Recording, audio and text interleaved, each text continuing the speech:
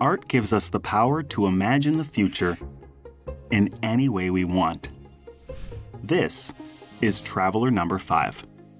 It was created in 2019 by the multidisciplinary artist Rajni Perera. It's a standout piece from one of her best-known bodies of work, called Traveler, which imagines superhumans from a future time after climate catastrophe. It questions who will be alive after the world has burned. What will they look like? And how might they learn to not only survive such harsh conditions, but thrive in them? Though it may sound like the stuff of science fiction, it's a parallel story for the artist, and many like her, who also had to travel a long way from home in the face of hardship. It's beautiful. It's gorgeous. I love the colors. It's giving me some kind of like South Asian feel. I like how the body or the costume is built out of different styles of textile kind of mashed together. It took me a little while to realize the number of eyes this person seems to have, including what seems to be like an eye for a mouth. So there's obviously something going on there. Standing in half-length portrait, Traveler Number 5 shows an androgynous humanoid figure. The curious character has 7 eyes, each with a strange, star-shaped pupil. Draped in jewelry and richly patterned textiles, they look distinguished, regal even. Perera refers to the character's attire as ancestral armor, a kind of magical technology developed over centuries to protect the traveler from inhospitable conditions. Their intricate designs may look familiar. The way it comes together is from things I've seen in real life, going to fabric shops, going to sari shops, looking at linga suits and salwar kameez and how the shawl is paired with the set and the earrings and bangles that go with all of it. That's how I learned to dress, and that's the way I dress the travelers today. The traveler poses in front of a stately domed structure, a nod to the unbuilt cenotaph for the father of physics, Sir Isaac Newton, designed by 18th century architect Etienne Louis Boullé. You'll notice the traveler holds a mysterious striped sphere, roughly the same shape as the building behind. The artist calls the traveler's orb a portal, and like the revolutionary work of Newton, it represents a paradigm shift, a brand new way of thinking about the world. I like that it's kind of challenged my preconceptions about what technology should look like. It's reminding me specifically of manuscripts and how tiny and detailed, how fine that kind of work is. Definitely sort of a sci-fi element to it. There's seems to be some real different cultures kind of involved in it. Rajni Perera was born in Colombo, Sri Lanka in 1985. She grew up in a mixed Buddhist and Hindu community. And as a small child, her parents had young Rajni's astrological chart read. It's said that in multiple past lives, she was an artist.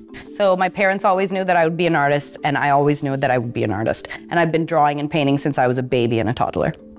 Perera and her family moved to Australia, then the United States, before settling in Canada when Rajni was 9. They lived in North York and Scarborough. And later, she attended art school at Ontario College of Art and Design in Toronto.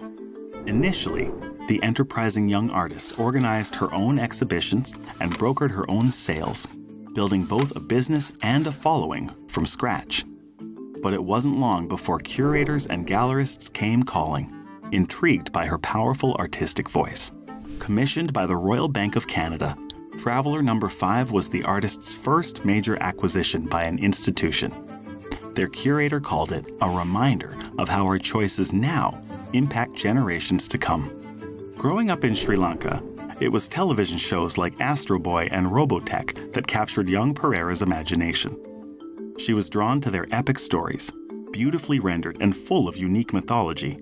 And throughout her career, science fiction has been at the heart of Perera's work. Science fiction does a lot of incredible things. It prophesizes, it theorizes.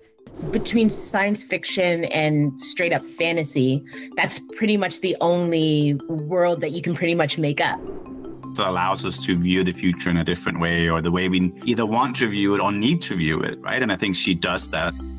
As she got older, Perera developed a more critical lens. In all the stories of spacefaring and off-worlding that she loved, she was disappointed to so rarely find herself, her family, or her friends reflected in them.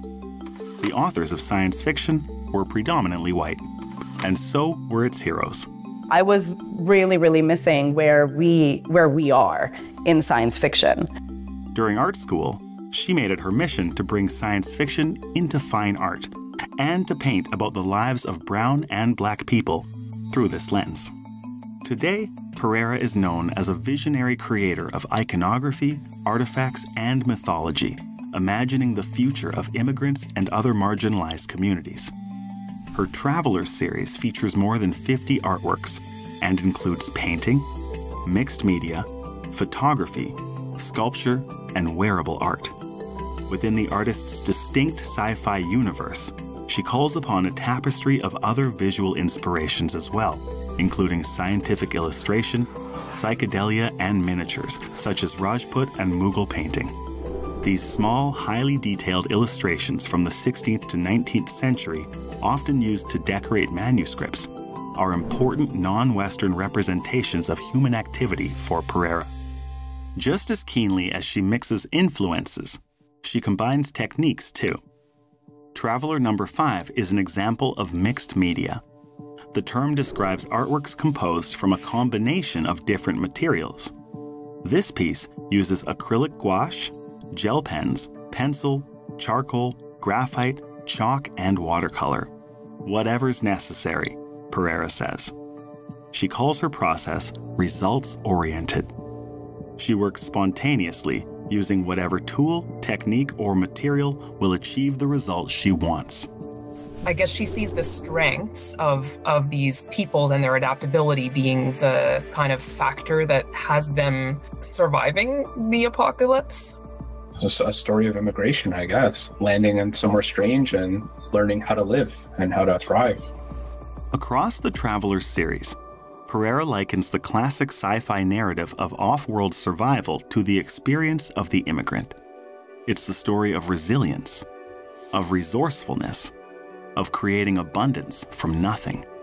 And it's a story she knows intimately because she is herself a traveler, leaving home with her family when she was small to make a better life.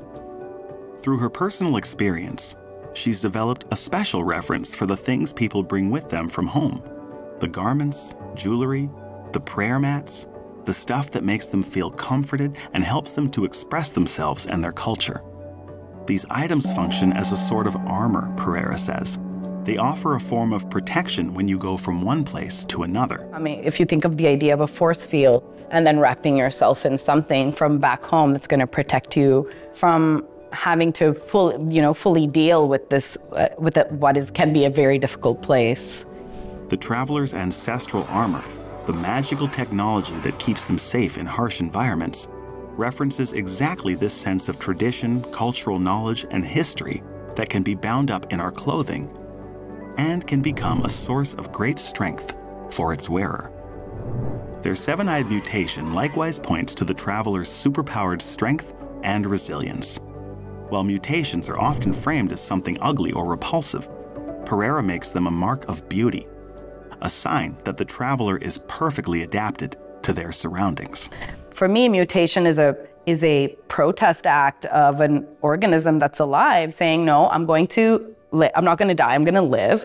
I'm going to expand my capacity for survival in this really sneaky, gorgeous, and beautiful ways.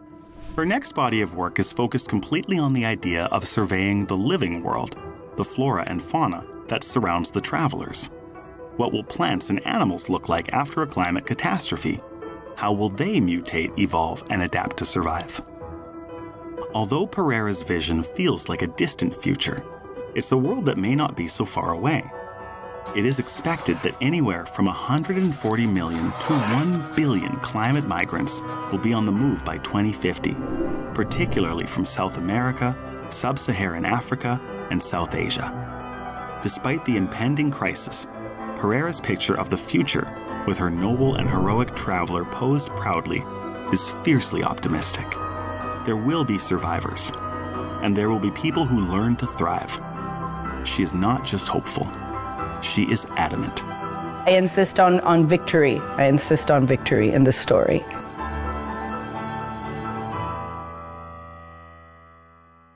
Join us as we decode Canadian art and understand why looking at art matters.